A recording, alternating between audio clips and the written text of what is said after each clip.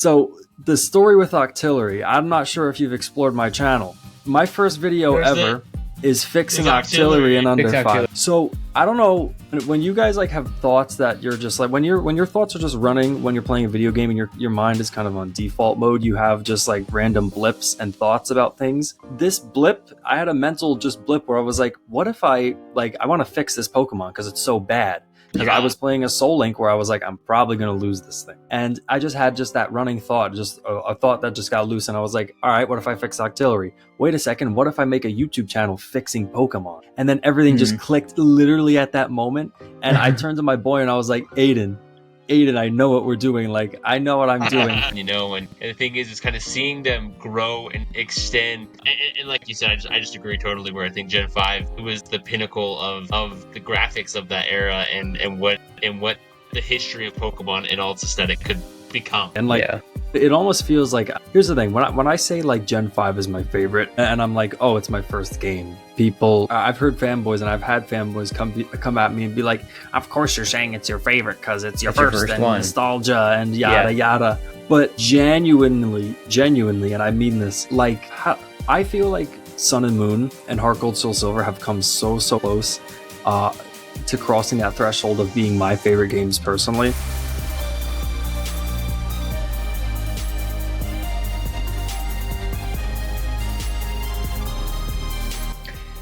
Hey everyone, welcome to the Skill Link podcast, where we chat and get to know passionate content creators, competitive players, and all voices who continue to make the Pokemon community incredible. And today's guest explores the unknown and the what could be of the Pokemon world. He theory crafts various what-if scenarios like elevating mons to pseudo status and brings to light some of the hidden secrets, lore, and development background of the Pokemon games that we all love. With an expertise in the Gen 5 entries, it's our friend Nick, but you may know him as I Still Play White 2. How you doing, my man? I am doing great. I am genuinely so excited to be here. This is like the first official podcast thing I've actually done on YouTube with different people, collaboration-wise, so I'm very excited to be here. Thank you guys for having me again. Absolutely. Of course, dude.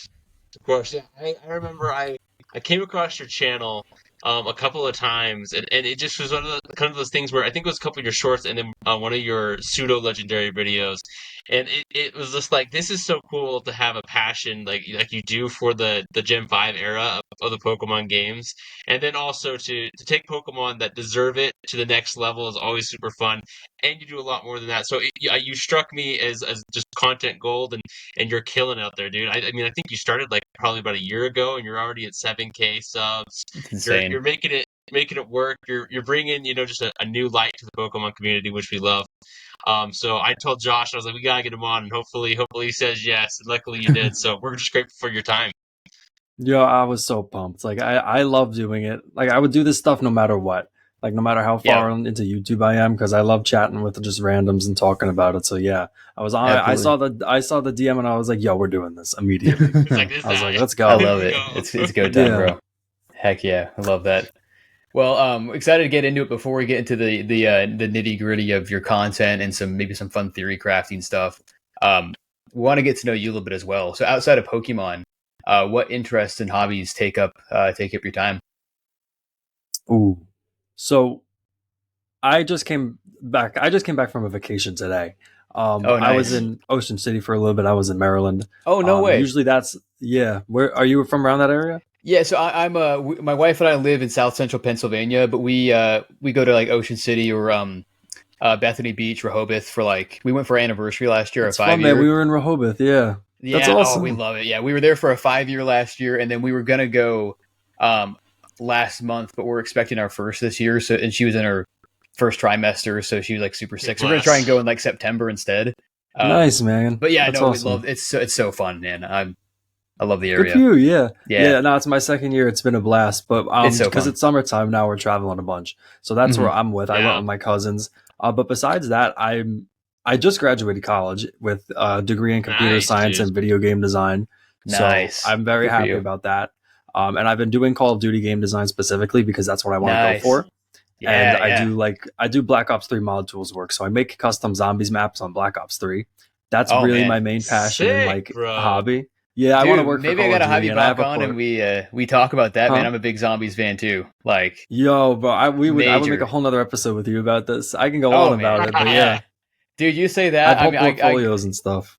that's it. I love, when I'm working, I get to work from home, which is really nice. And off to the side, I'll have like random YouTube playlists going, and one of the things I'll just have like guys playing custom zombies maps, and then I'll be like, oh, I'm gonna play that one tonight, and I'll hop on Steam Workshop and download it. So, Really, you play custom zombies? No way, yo. yeah, I bro, if I show yeah, you some of my maps, you might have seen them here and there in rotation. Like heck yeah, I've made like 4 or 5 publicly, but I don't really, that's 'cause I don't sweet. like them too much. That's a different story though. That's a It's different time. yeah, I'll play it, man. I'm not too picky, That's so just a fire. good time popping some zombie heads. That's all I care about. So sweet, man. Awesome, That's man. really cool. Good for you. But yeah, that's like really my main hobby and focus, like as of now. And especially since I graduated, I'm still looking for jobs as I finish up like my game development portfolio, and I'm applying to coding jobs for computer science. I'm doing Yeah. YouTube basically full time. I'm doing like 1 short a day. When genuinely the shorts take around, like, depending on how long the scripts and editing are, it could be anywhere from like 3.5 hours maybe per each short. Yeah. So it can take up some time, and then I do portfolio work on the side. So that's really what my like day-to-day hobbies are as of now. And YouTube is my work as of now. Like that's how I make money for now. It's pretty good. It's consistent. So I like it as of now. It's good. Cool. But yeah, That's awesome, dude. Yeah, bless you in the job search, dude. I know like they keep saying that it's the highest job market or whatever, but it's nuts right now. So I see you. I feel your pain if you've been looking for a long time, but it's that's you've been doing awesome side stuff, and it's it shows that your love for the games and just in game development in general. So that's super super awesome, man. We're kind of curious also, as you know, you're kind of working on this content, and I think on your bio on the YouTube channel it says you've been playing Pokemon for about 13 years. We're just kind of curious, what is your journey with Pokemon? How'd you get into it? Was it like the anime, the games, and how'd you get to this point where you're making content on YouTube? yeah, man. What a journey it's been, because it's actually crazy. I was thinking about this earlier before I hopped on the podcast, and I was like, wow, like everything kind of just came together thinking about it. So I was like 7 and 8. I'm 21 now. So Yeah. I was super young when I started playing these games, because I had friends. How I was introduced to the card game by my friends in elementary school. I was like Nice. 6 and I was 7, and I Excellent. started collecting the TCG, and my mom and dad started getting me those cards. So I just got hooked because I started on the Diamond and Pearl sets, just went from there. And so my first official set was, well, my first official game cartridge was Black and White. And originally I didn't actually play it. It took me around like 5 or 6 months to get back into the game. And then Mhm. that's where my love Okay. for the series fell in, when I was like, I would say more when I was, I think like 9-ish, I got into the game. I remember Mm-hmm. when I was like second, third grade. But that's generally where it kicked off again. And then I got White 2 years later, and I liked it. And then for whatever odd reason, 2 years after that, I had a resurgence in the game, and couldn't tell you why. I just fell in love with it, and I basically went on a journey of trying to 100% the game. Oh I'm wow. basically like 85% done with it. There is so much I still have left to do, but I haven't touched it in years. But my journey with Pokemon has been so on and off, because I have phases where like I'm like really grinding through White 2 or different games or ROM hacks. Mm-hmm. And then I'm just like, binging on like YouTube content and not actually playing. Yeah. But now Yeah. like it's basically an everyday type of lifestyle to me. And like all my friends are back into it, because honestly, my friends are seeing my success, and it's like motivating them to start playing again. They're like, Nice. yo, Nick, this is crazy. Like we're running Pokemon back up again. Like we're playing MMO on the side and whatnot. Yeah. But Oh, yeah, my dude, that's entire awesome. come up, yeah, bro, I appreciate it. My entire come up with Pokemon has just been like that. I have a huge collection of the TCG. Like I really fell in love with the TCG. That kept my interest going for a while, because I played competitively. Nice. I'm really just like spitballing. This is like a summation of everything. But I'm Yeah. really trying to think of any other specifics. Yeah, it was really that. Like I got the 3DS after like 2-3 years after I got White 2, and I got the 3DS games, loved them to death. Sun and Moon, underrated, very underrated game, and if people hate on that Yeah. game, Oh then yeah, for sure. nah. For sure. Sun and Moon's amazing, and Yeah. Ultra Sun and Moon, it's pretty good too. But yeah, I mean that's really the like summation of it, because I haven't gotten the new Switch games. I haven't gotten into them really, but the older Yeah. games like the 3DS games and past that, yeah, absolutely. or it was before that. the time. That's so cool, dude. And I love the shout outs. I think the TCG is it was it was inevitable almost for everybody, right? When those things came out. Because I mean the Yeah, man. artwork, the just the way it played off the baseball card, other kind of sport cards kind of thing. I remember my cousins and we would play games where it was just like you draw the card, that was the Pokemon you were like. Oh, I feel that I relate with that so well. So I love TCG as well. It's so cool. Yeah, I That's just sick. realized I can cover briefly. I didn't even realize I didn't tell how I got into Pokemon in the YouTube channel in the first place. Oh Yeah, I was yeah, kind yeah, of yeah. going totally about go into it, my dude. history No, it's with it, and perfect. Yeah, your history I is just great. realized I was You're like, good, dude. yeah, how did I skip over this? So one of my closest friends now, um, we were playing. So I used to have a dorm. I used to be an RA at my college, and I used to have a dorm there. And I used to Hmm. have my friend over, and we would play Pokemon like occasionally, like here and there. He would come over, and we used to play. I'm pretty sure it was. Oh my god, was it a Heart Gold Soul Silver? No, it was a Black and White 2 ROM hack. I don't think it Mhm. was Blaze Black Vault White. I think it was just a random one. Okay. It was something that we made ourselves with the random tools. Oh, cool. Oh, it's Regardless, sick. we were Yeah. doing like Yeah, a yeah. Soul Link, and I'm really trying to piece together the events because I'm pretty sure what happened. I don't think it was a traded Pokemon. It was a wild Pokemon we ended up getting, and my Pokemon was an Octillery. So the story with Octillery, I'm not sure if you've explored my channel.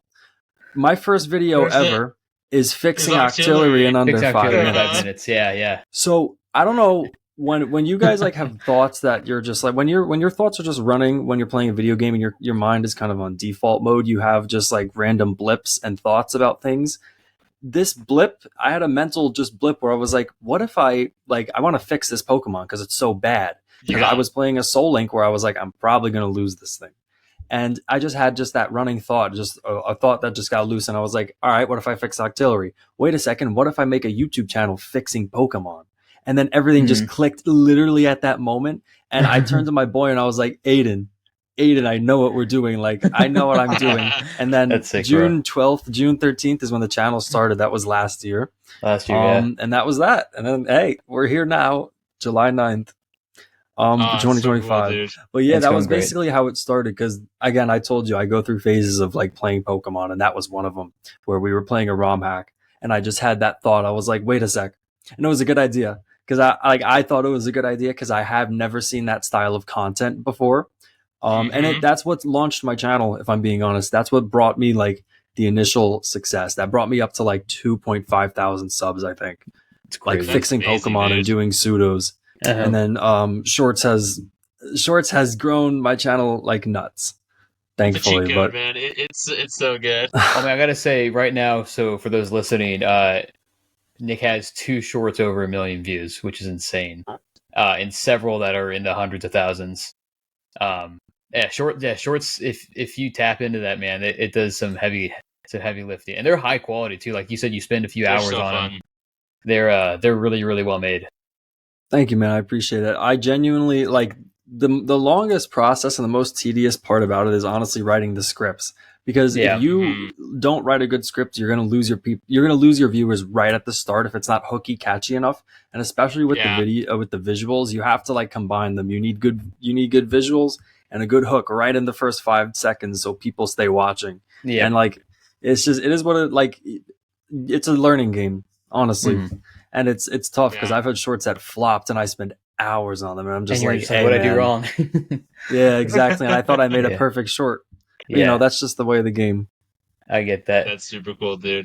We Well- gotta. I mean, we relate a lot to how you kind of got started. Josh and I actually, we worked together at a suit shop where we were selling suits to folks, and on the downtime, we would actually that's where we were kind of getting our resurgence back into Pokemon, and we would I play love that. Showdown on the downtime. So on the clock. it was so. I remember fun. peeping that. Yeah. Yo, it was so good. yeah, good times. I was talking about Aiden, my friend Aiden, before. Mm-hmm. So Yeah. we met before the whole dorm thing and before we started playing Pokemon there. We met in high school. So this was like 7 years ago. Like when I started the channel, it was 7 years ago then. So now I'm talking about like 8 years ago when we met, Oh, my wow, friends and yeah. I. like freshman year, we played freshman sophomore year of high school. We used to play so much Pokemon Showdown because we used to. Yeah. So in homeroom, we have names that are alphabetical next to each other, so we sat next to each other, and that's how we became friends. And we had an interest in Pokemon, and when we had classes together, we would be sat next to each other, and it would be perfect. We had iPads. And so we had hotspots, and we went on PokemonShowdown.com Nice. because the school blocked our own Wi-Fi, or they blocked the website because it was a game. And that's like where the love. That's another resurgence, bro. We played for like 2 years straight. I was like rank. I think I was up to like 1650 elo in RU for Gen 7. I played a lot, and I loved it. Like I had a really good team. With like Vileplume and like Pangoro or something. It was great. I remember. I love that. That's awesome. I love the lower tiers. That's so good. Lower tiers is where it's at. I don't know what to say. Yeah. I whenever I'm just I'll still hop on and randomly build stuff, and I'll just be like, dude, I don't know. It's like a lot of the Pokemon I like that I want to use that you never use are just in the lower tiers. Like all the usual stuff's in there. Not that there's nothing wrong with some of the mons in OU, obviously, but I'm just like, bro, I'm gonna rock some UU or some RU or some NU right now, and who cares? But yeah, exactly, man, it's fun. But sorry, you go. No, go continue. I was gonna say because now we were talking about kind of your content and the stuff that's done well for you so far. I think the thing that really draws people in is kind of like your pseudo fixing videos. So I wanted to ask you. So for those who aren't aware, he takes some Pokemon that aren't technically pseudo legendaries, who don't hit that base stat total threshold to be classified as a pseudo legendary, and basically buffs them, like kind of theory crafts and like, hey, what ability do we give them? What stats do we buff? Do we like make a custom ability or tweak a currently existing ability? It's a lot of fun stuff. So we want to ask you a couple questions. Which of your regular to pseudomon videos has been your favorite to do so, whether it's because you had a specific attachment to that Pokemon or you're like, oh man, I kind of cooked with that idea? And then in the future, if you want to tease, who else do you think deserves a little bit of a pay raise? Okay. So you asked me my favorite of those? Yeah, the favorite you've made so far. Okay, I'm looking at them right now. So I'm just gonna look at the pseudo videos because the fixing in under 5 minutes is just that's a different topic. Yeah. Oh man, this is tough. Okay. Okay. I'm gonna have to say, bro. No, this is crazy. So here's the thing. Like I'm gonna base this off of personal enjoyment, because if I base this off of like view count, like I don't really want to do that, because I would obviously pick the one that performed the best. But honestly, like the one that I enjoyed making the most, 100% probably Haxorus. I'm not gonna lie. Oh, okay. Especially because I was just like, it's Generation 5, and I was like, there's so much potential. Because what I used to do, little behind the scenes action, I have 2 mods in my Discord. One of them is Aiden. Another one is another one of my best friends. But when they come over and we play Pokemon, we just theory craft about this, like on like a podcast type of level, just in my dorm room, just like, and they give me ideas. They're like, "Yo, bro, what if you do this to Meganium or this to that?" Yeah. Like we're just spitballing, and so they give me ideas about this, and like this is probably, I think sharpness was one of the ideas I think my friend had, but it's just honestly, as a Gen 5er, what can I say? Really, what can I say? I also did Volcarona, but it just wasn't as enjoyable for me, just because little inside scoop, at that point I was kind of retiring the series as of now, and it's a lot to do just with like life and my busyness and the time, because the pseudo videos take a while to make. They take a really long time, and I'm just like, in all honesty, I want to make the videos that I like, but I also want them to grow my channel and continue to succeed, because this stuff costs money sometimes, because I have to hire people for certain edits or different effects that I use in CapCut or whatnot. So it's like shorts is consistent and it's good, but when I grow, I want to go back to the pseudo videos 100%. When I have more expendable capital for exactly, when I have more time and resources, when the channel grows, the pseudo, oh my god, I have so many ideas for the pseudo videos, because I can get an editor. It'll be crazy. But awesome. I just want a whole just tangent there for you. No, that makes sense. That's good context. That's really good context. I mean, there's a lot of editing that goes into those that makes it really, really fun to watch. And I mean, I think you made some great choices when I was just watching them the other day. I was like, I mean, yeah, going back to Hacksters, that's hard to disagree with that choice because I'm just looking at it and I'm like, It obviously was set it's up to be, dude. It was so set up to be something more than it was. It's got the Flygon syndrome where it's so Yo, close, really? but it's like right oh, there. so far, Well, I mean, they gave it insane attack, but then they gave it like kind of garbage abilities. Like Mold Breaker is okay, but like in a competitive context, like what is that good against? Like Levitate if you want to EQ something. It's a Yeah. little situational, and then its speed is kind of mid. It doesn't break the 100, and then it's kind of squishy too. Like its bulk is average.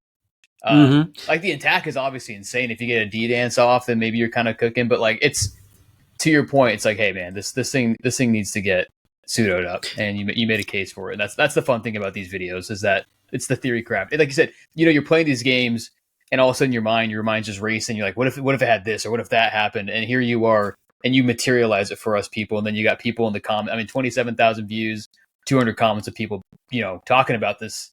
It's like, hey, I'm not alone. Other people are thinking about the same thing. feeling the It's same fun. way, yeah. Yeah, man. Like, and that's the best part about it. Like, there's some, I vividly remember this so well. I was living in my school over the summer when I made the Nidoking video.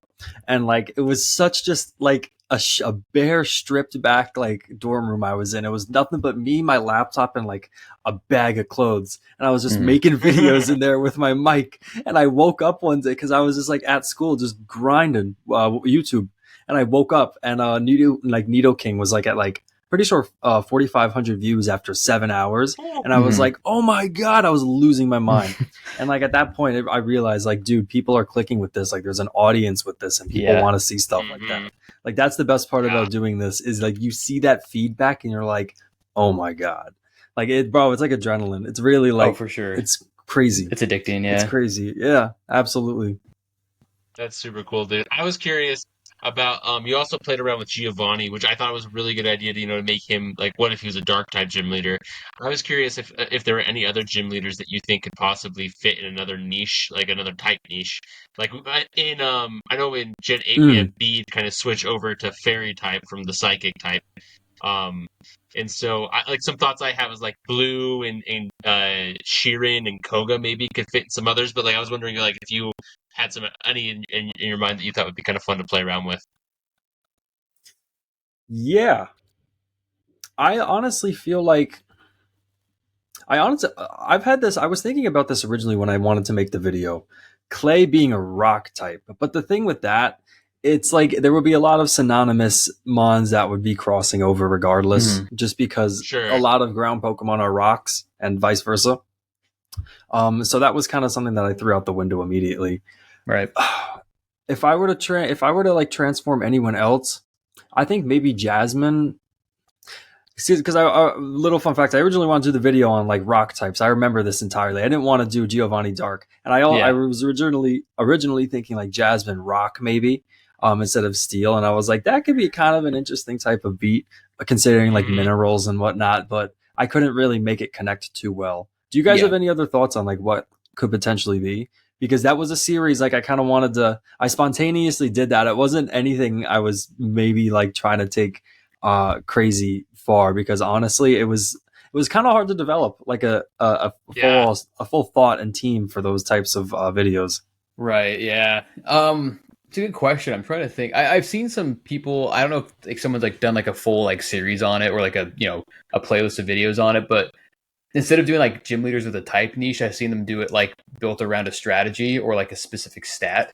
So like what if this person was like a hyper physical attack team, and this is what his team like the type diversity exists, so it's not like a pure fighting type team or whatever, but it's like, hey, this is like the attack gym, and like they reconfigure their team to fix that. Or like I saw someone do like what if Misty was like a special attacking, like just special attacker, and like her whole team was like, that's cool, like like kind of water adjacent because she's still Misty, but like it was like different. It was kind of fun. And then I've seen some others where people are like, hey, I made an Elite Four, but the Elite Four all have like, it's like, hey, the first guy's a Trick Room team, and then the second guy is like a I don't know, like just like a different kind of archetype. I've seen some fun stuff like that where they made for fun, but they still kind of try to fit them into like the the cutout of whatever that. So I think they did like just like Kanto's Elite Four, so it's like Lorelei, and then tried to like fix it so it's like it makes sense that Lorelei has these Pokemon, but like with a different kind of team construct, and it was really fun.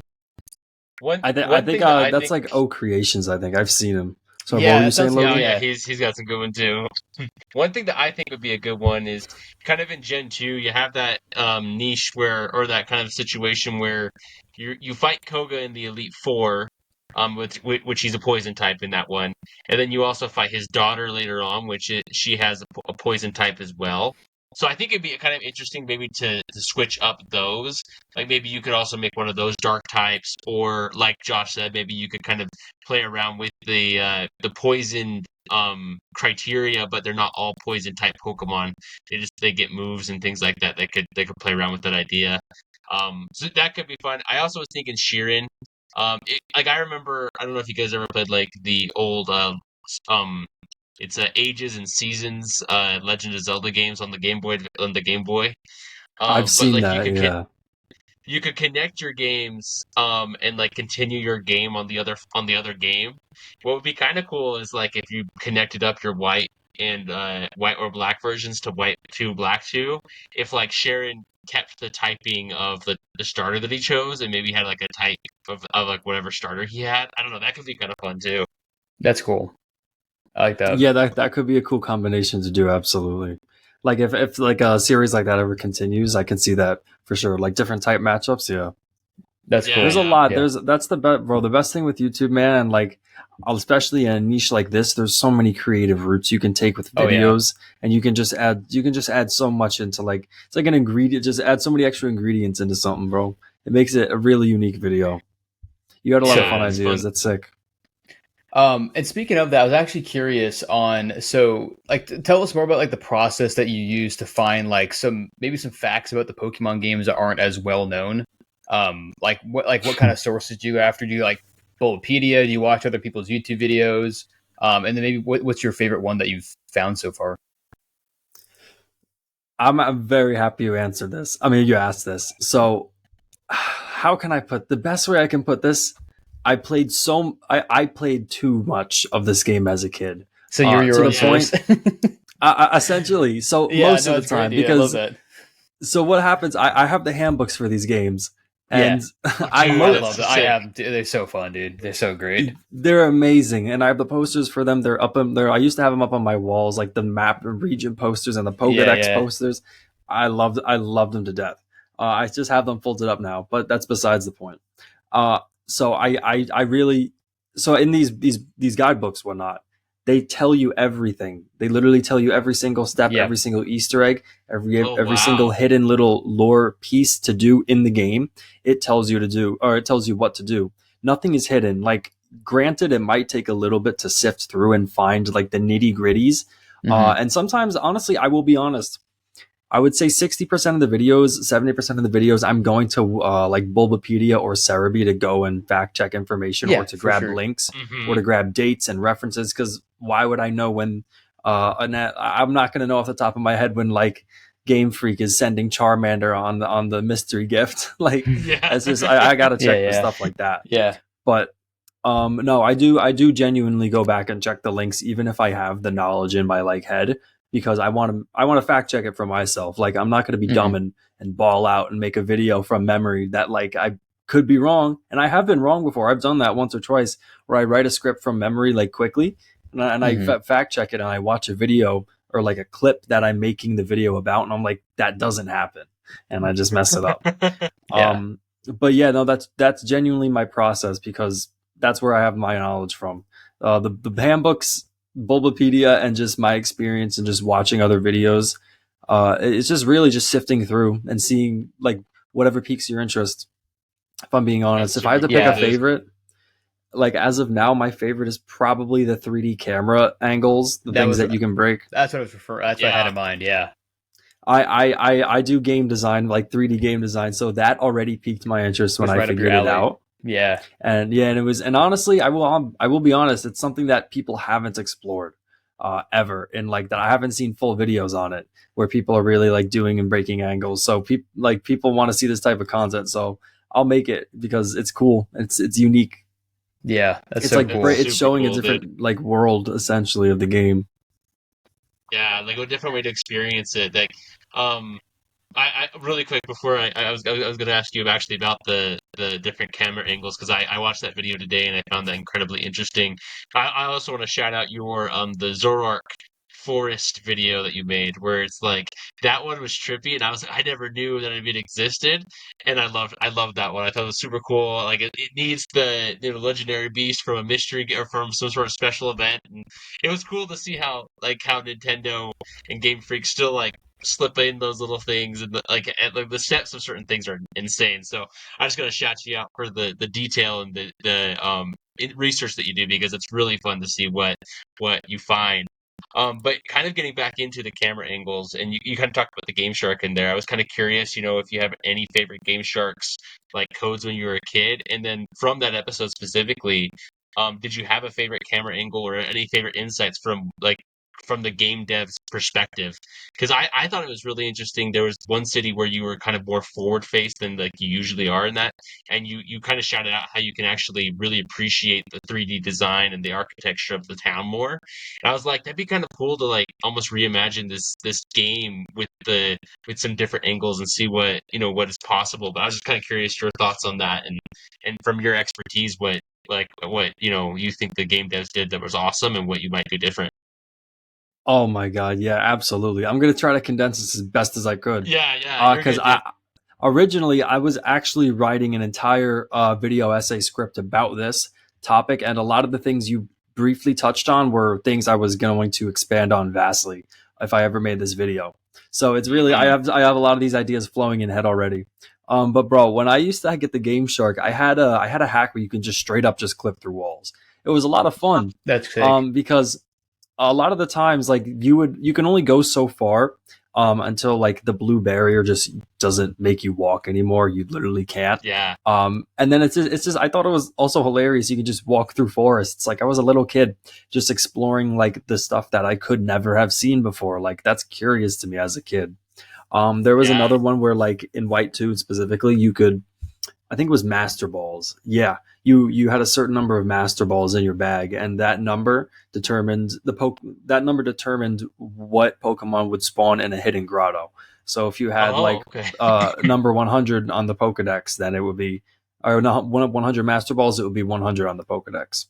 Whatever the 100th Pokemon is. Yeah, and if it was like 600, then it would be obviously Pokedex 600. That was a cool one because I could just spawn in anyone I want in a hidden grotto. That was pretty neat.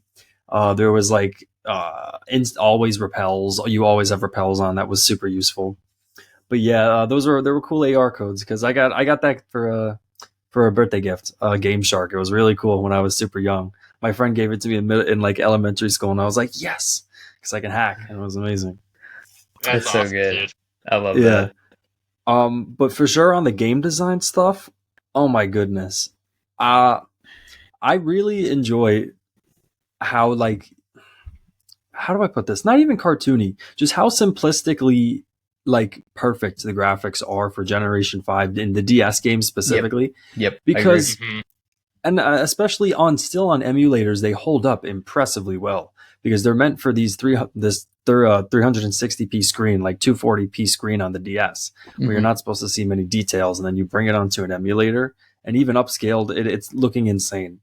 And it was I did a video on this, and I briefly touched on the topics on why, because it's half 2D, it's half 3D. They make the buildings all 3D, they make the pretty stuff like all 3D, and the big architectural structures, and then the sprites are all 2D, and the smaller environmental details that can be looking pretty with pixel art, that's all 2D.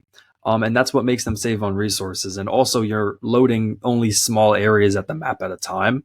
So there's not a lot of things loaded into memory, because you can even see on the camera angle, on the camera angle, when you watch the video, there's just blue tiles around you, and then it loads in, and then it loads out as you go back.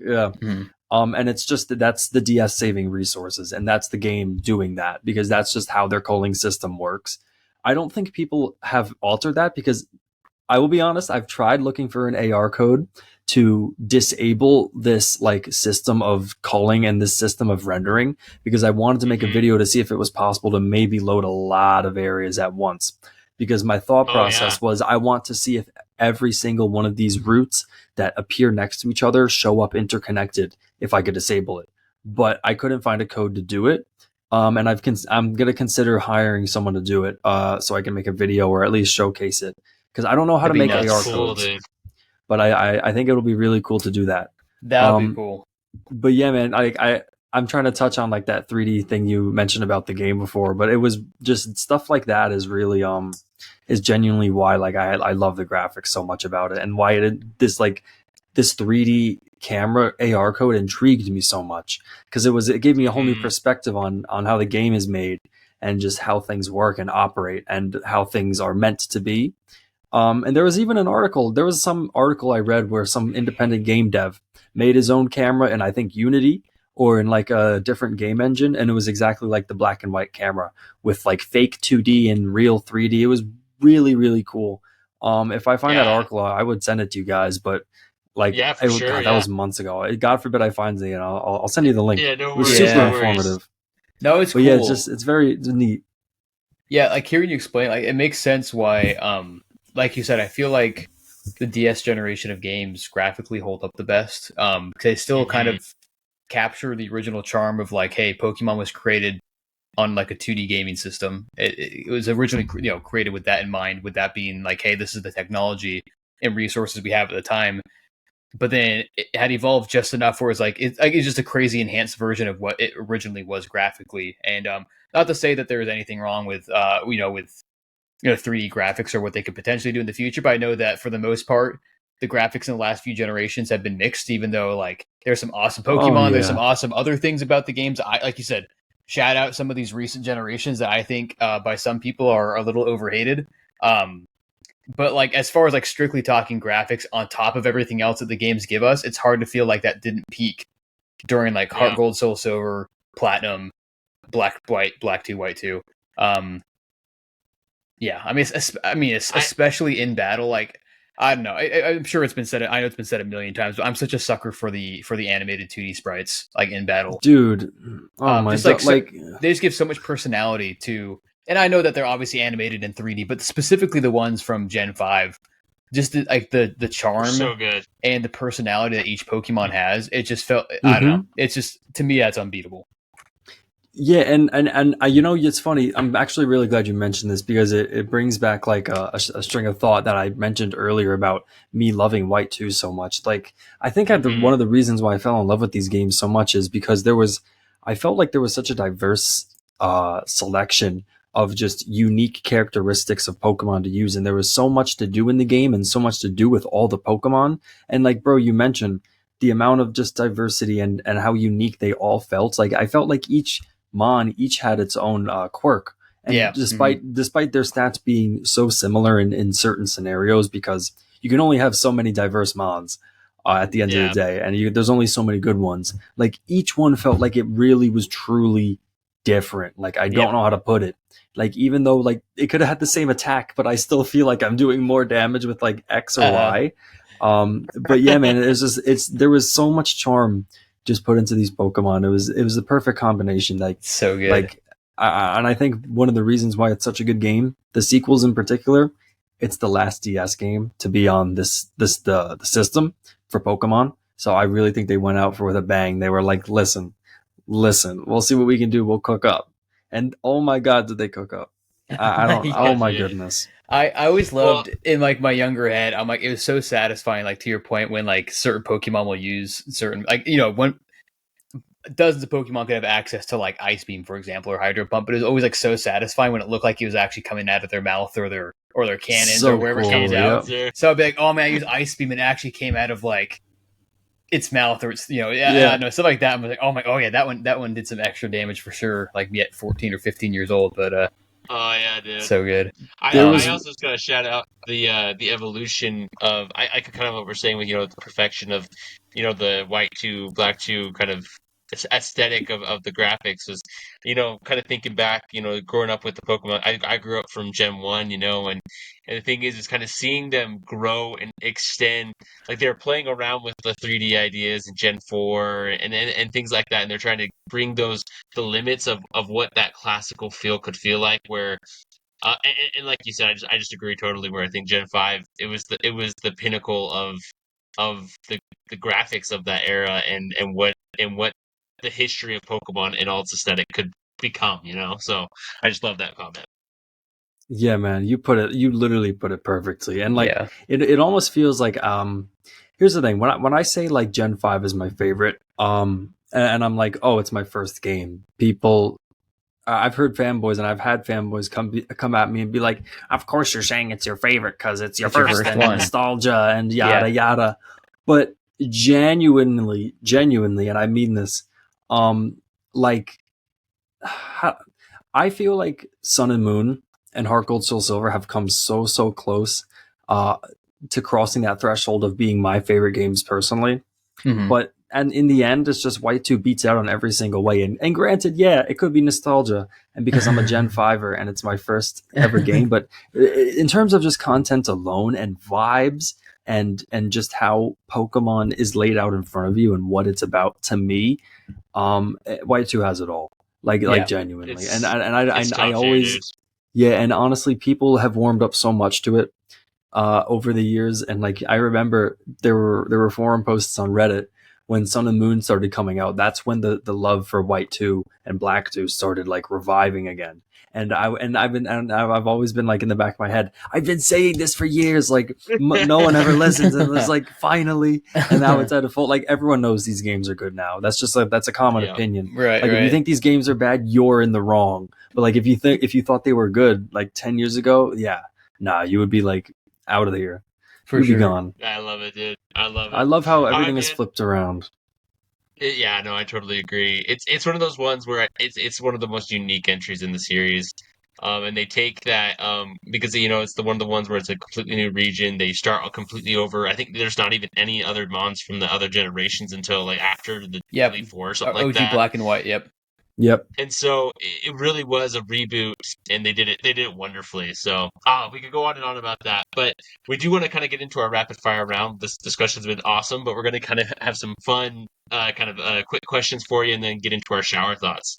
So real quick, our first rapid fire question for you is: what is your favorite Pokemon type and your favorite Pokemon in that type? Water, 100%. Okay. I'm a summer baby, so like I was born in July.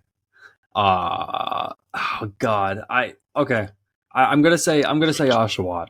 I would say Samurott because I have a plushie of it. I have a small one, but like Oshawott's the first starter. I can't disrespect him. No, I get that. It has to be Oshawott. I love it. Oh, Oshawott's 100%. So cute. I respect the choice. That's a great choice. If it wasn't a starter, awesome. I think it would be Crawdont though. Like honestly. Oh, nice pull. Yeah, Crawdont is adaptability. Yeah, so good. It's so good. So good. Swords Dance and spam Aqua Jet over and over. Yeah, essentially. There you go. Awesome. Sucker Punch. You're good to go. You're. Love it. Next rapid fire. First thing that comes to mind. What is your favorite Pokemon soundtrack? Battle, route, city, anything. Don't do this to me, man. You can't. Well, maybe give us give a few if a few come to mind. I'll give like an overall because this is tough. Yeah, it's hard. There's different vibe. Like there's a different soundtrack for a different vibe. Like wow. Yeah. All right. But the best overall soundtrack to me, in my opinion, this is gonna be crazy. Because it's the one I've listened to the most and I've never gotten tired of it. The Battle Subway from Black and White 2. It's so forward and driving and it's so adrenaline pumping, and I've listened to it probably, I'm not kidding, I think now over 1,500 times with the amount of times I've ran the Battle Subway. So good. Just like listening to it, just like I know I can memorize that. I know the melody note for note. It's bad. That's awesome, dude. But yeah, like I think that's my favorite because I never get tired of it. Other contenders though, Undella Bay during the summer, so nostalgic and pretty. Nice. Driftville City, duh. What are we thinking? Classic. Ecruteak City, also. I love Ecruteak City. Go to pick.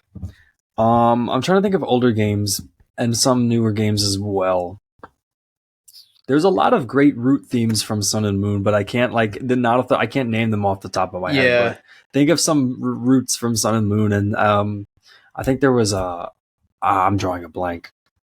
What about you guys? What are your favorite tunes from some of the series? Yeah, to your point on that last one, like I think Scarlet and Violet. I couldn't name a specific like route or area, I guess. But I think Scarlet and Violet had a really strong soundtrack, like specifically Turo and Sato's final battle. I actually really like the Elite Four theme from Scarlet and Violet. But if I had to dial it back, oh man, there are so many good ones. I mean, I love the Pokemon League theme in Sinnoh. When you're outside the Pokemon League, like on top of the waterfall, it's like a super slow, jazzy piano. Like, just, I don't know. I mean, I know the nostalgia thing, but like, literally every time I hear that one and every time I hear Little Root theme, I seriously, without fail, I feel like I'm like 9-10 years old again, dude. It's like, it's crazy what it does to me. But then like, Hoenn, I mean, we're playing like a ROM hack of Emerald, so I'm just like, we're hearing Hoenn stuff all the time right now. But like a lot of the Hoenn route themes, like right underneath Cycling Road Logan, the down, down, down, down, down. That's a great theme. Yeah, I love that. But yeah, what about you, Logan? What else you got? I gotta shout out Marnie's theme from Gen 8. Okay. I think Marnie's battle theme is baller. You get like that going in the background, and you're just like, oh man, I could do anything. It's like, I mean, like that one you have on your gym playlist just because you can pump harder. You can just like you can lift anything, dude. I also shout out the Rival theme from Gen 2. I think that one is a pretty fun one. But then like I think Ecritic City is really fun as well. Or let me think from some of the later gens if I have any that I think those ones probably my top shoutouts for just off the top of my head. They feel maybe like the surfing theme from like Gen 1 and Gen 2 too are really fun. Like just nice, good times. Yeah. That's a great one. I thought of a really good champion theme. Underrated, maybe. Champion Leon is crazy. Oh yeah. It's a great such a good theme. Like, I remember I used to bump it at work when I was in high school, man. I was like, wow. Yeah, it was so good. And then obviously the gym theme from Sword and Shield is like iconic now. That's one that like universally everyone loves. Yeah, oh man, there's so many good ones. But it's like for me, I have like a battle like hype like segment in my brain, and then there's like more of like the good feeling like route ones. Exactly. That are, like, there's different happy vibes. And adventurous, or if you're like feeling nostalgic and like introspective or whatever. But oh man, I honestly I could talk about music for the soundtrack in Pokemon is this will date me for a little bit, but insane. my oldest daughter right now she's 6. She's starting to play Pokemon Sword right now. She's like really getting into it. Good for her, dude. I love. Good for you, man. So yeah, I know it's so fun. I'm watching, like I come upstairs from work or something. Like she goes, Dad, she's got a gym badge. She's so excited. But it's just fun to kind of see her go. And so that's where I'm hearing a lot of the Gen 8 music right now. It's so doing good. it, and so that's also really special because it's my daughter's first Pokemon game. So and it's fun to see her, light up about the game. So it's a good time. Dude, that must make you feel so special. That's awesome.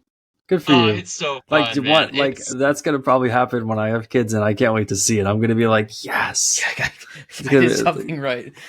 Yeah, dude, that's awesome. It was like one of those things where I was waiting. I kind of introduced her to like some of the older ones that, and she liked them, but her cousins recently got into Pokemon Gen 8 again, and she's been like tearing it up. It's great. She's so excited when the Pokemon evolve, and it's just a blast. It's one of those things where it just it's so fun to see it through your kid. Like I loved it growing up myself, but it's almost better seeing my kid, love it too. So it's so they're fun, reliving, man. like you're reliving it through them almost in a way. Yeah, it's like they're experiencing it again in different life. It's awesome. Oh, it's so good, man. So we wanted to get into our shower thoughts with you now. So these are just kind of like the random thoughts that you have throughout the day, kind of like you and your buddies were joking around. Octillery, how can we fix it? These are you're walking around. I wonder about this about the Pokemon universe or something like that. So one of the ones that I was thinking about is you get to sit in on the talks and development of the Black and White 3 series. What do you want to see in this game, story-wise, mechanics-wise? Just you can name off a couple and see what do you want. All right. All right. Let's get down to business. Let him cook. Yeah. One. I want a developed Game Freak. I'm going to tap the mic. They can hear me. I want a developed Abyssal Ruins because here's the thing. Okay. Abyssal Ruins is great. The way it is, you have like 5 floors of treasure, and it's fun. And it's really cool to like progress with Flash and Surf, whatnot. However, I think it would have been a really cool opportunity to make it more like like an underwater desert resort. And there's places where you can hide in it instead of getting flushed out and having to restart. I feel like the Abyssal Ruins could be like an underground desert resort, multiple layers, multiple entrances, exits, and it's basically just like an underwater castle, like that you legitimately explore, and it's not just mazes of rooms. Like it's rooms of castles and pillars and just destroyed debris and rubble. Like I would, I always wished it was like that because that's how it was portrayed in like the anime and some of the manga. Some of the manga pictures. It just never happened. If I had to also choose, I would honestly want the expanded Pokedex to stay for Black and White 3 because I think the expanded Pokedex for these games is much needed, especially for replay value, because I will admit I love Black and White 1, but the limited Pokedex deters me sometimes from playing because I always feel like the first 3 to 4 badges are the same team. There's not a lot of team variety you have. Yeah, there's not a lot you can get until later in the game. It does kind of shoehorn you for the first little bit. Yeah, and for the first badge, the trio badge, you are required to basically get an elemental monkey as like your only way to defeat your starter's weakness, and I think that's horrible game design. Like, it's not horrible. I just think it's inconvenient. Yeah, there's just a few things like that I would fit, like that the expanded Pokedex would fix, and I think it really just opens up a lot of diversity. For sure. I'll do one more big thing.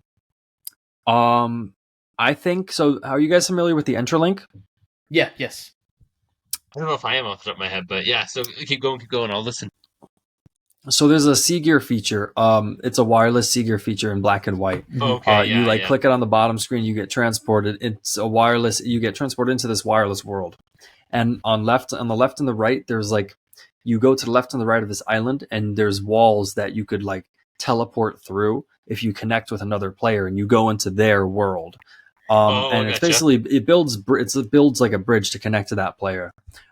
This is something that I would have thought to have been cool. I think there should be that should either be a playable area or playable space that could be explored previously that you could be flown to, or that either connects to like Mistralton City or one of the caves on the left to right sides of the region. Or I believe that could be an explorable world where you can get items and rare Pokemon and even legendaries only while you're in that wireless mode and that wireless play. But like you have, because the bridge will connect and then you connect into a city. And it's not just going to be a bridge. Like you can fully explore a city from that Entralink stuff. I've had these ideas for a little bit about like a Black and White 3 remake and how they can really improve these areas. But like making and expanding like the areas that already exist into crazy stuff that can like reap benefits, I think is really dope. That's awesome, man. That's so Listen, good. I don't know if it's ever going to happen. Yeah. Unfortunately.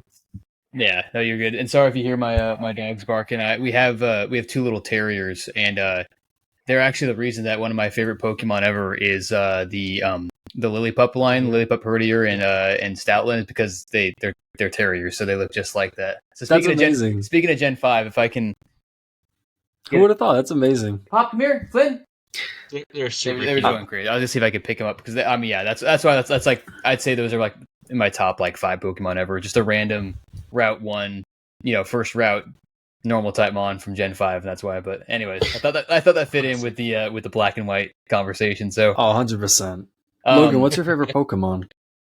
Oh, I'm a Charmander baby boy for a long time. I mean, that's like my first starter. But if I were gonna go like just some others in the top tier for me, I've grown to really like Grimmsnarl. Empoleon's been one that Josh and I did a Renegade Platinum playthrough recently, and so Empoleon was a really fun one. And then even right now, you were mentioning Haxorus. We did Draft League, and I used Haxorus recently, and that was top tier. I love Hax. And Dredagon. I think Dredagon's an underrated Dragon type Pokemon too. He's so good. I don't get why people like do not use him. He's great. People like him. Yeah, I think Dredagon's great. It's such an interesting archetype. Like it kind of like bucks what you expect from like a dragon type. Like just like slow, kind of bulky, but still hits pretty. I don't know. I think there's like some fun stuff that could be done with it. It's like a support dragon. It's kind of it's kind of with fun. rough skin, rocky helmet. Yeah, a lot of fun stuff with it.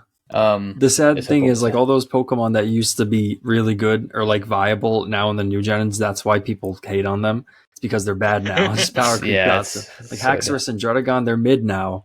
especially Drudagon. Yeah, Drudagon's not even back then, man. man. Now. Yeah, Haxorus in the battle tree and in Black and White 2 is, dude, it's one of the best things you could use. No, seriously. That's just how it was back then. Yeah. It's a shame.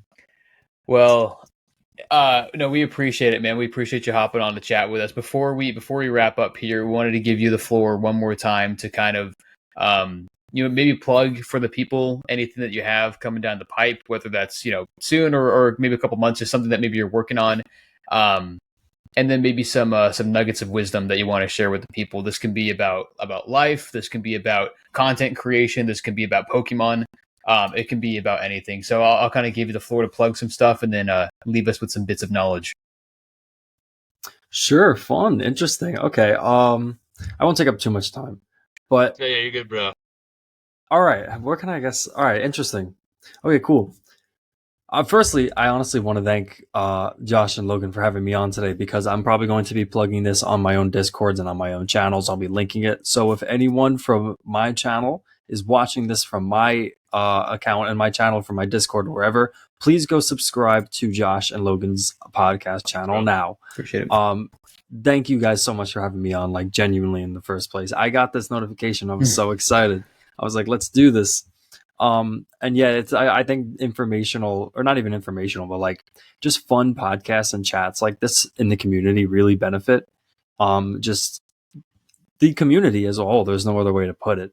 Kind of just, and especially for Generation 5, like I feel like I hope to the point where my channel gets super big, it's going to put a big spotlight on Generation 5, like especially in years down to come. And I can even throw that in as like one of my word of wisdom advices, or just like my parting piece of speech. Like I'm hoping 4, 5, 6 years down the line, the channel will be at a point where it'll be a lot bigger, hundreds of thousands of subs. That's what I'm thinking, and that's what I'm manifesting. Like that's just years down. And it's going to be exciting to see where the channel goes. We're going to keep at it with a lot of shorts. And then honestly, for future content in the next month or two, I do want to get out another 3D camera video. Nice. That will be better because of retention related things, and I want to appeal to more people. And now that I know what people want from that video, I can make it even better. And it's going to be a lot more interesting. And I've found a lot more screwy hacks that you can do with the camera too. Like things so in cool. buildings, you go underneath and I'm like, what is going on right now? And I got to explore more. I'm not even scratching the surface of it. That's sick. But yeah, I'm just trying to think of any like last related things off the top of my head. Once again, just thank you. I'm very excited for like the future of this channel and just like seeing where you guys go with this. I think this channel is awesome. What you guys are doing, having a platform for all this, and just an open discussion forum like this. Appreciate it, man. That means a lot. Like right back at you. That's kind of what we aim to do. We stream some fun ROM hacks, but then on the main channel, we like to bring in people to chat about their stuff, and really just about Pokemon, because we love it, and it kind of brings us all together, and it's fun to hear from all these different perspectives. But genuinely, I mean, for those listening on our side of things, I know we're growing. We're getting pretty close to 500 subs. We're hoping to do a kind of a special stream whenever we hit that mark. But everyone go subscribe to Nick. Genuinely, like, not just saying this because you're on the channel right now, but genuinely fantastic content, really well scripted. Tons of passion, really well edited, like the whole shebang, everything you'd want from your typical while you're eating dinner, watching YouTube kind of video. To me, that's how I know it's good YouTube content. If I can like plop down at my computer while I'm eating dinner or whatever, and I can put something on, that's the good stuff. So, dude, thank you. That's all I want to hear. That's amazing. Thank you, man. That's great. That's great. Absolutely. Stuff is good. No stuff is working now. That's amazing. Yeah. Well, everyone go subscribe to Nick for sure, and then we'll tease bringing him back on in the future, and next time we'll do some live theory crafting, or maybe something a little more more interactive like that. But until next time, this is Josh, Logan, and Nick with Skill Link signing out. See you guys.